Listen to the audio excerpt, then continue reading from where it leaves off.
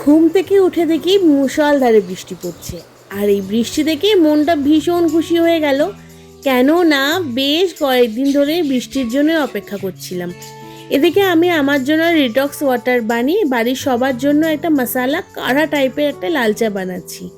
দারচিনি, এলাচ, লবঙ্গ, তেজপাতা, চা পাতা দিয়ে এটা তৈরি করি।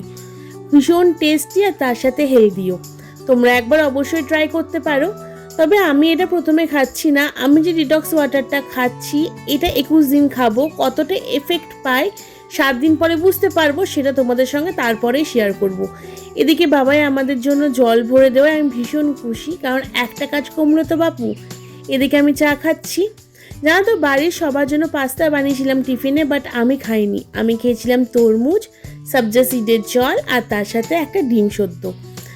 এরপর চলো দেখাই লাঞ্চে কী কী বানিয়েছিলাম। পাট শাকের বড়া, পেঁপে দিয়ে মুসুরির ডাল, লাউয়ের খোসা ভাজা, এটা ছিল তোমার ঝিঙে আলু পোস্ত, আমার জন্য পাট শাকের ঝোল আর তার সাথে সাবুর খিচুড়ি।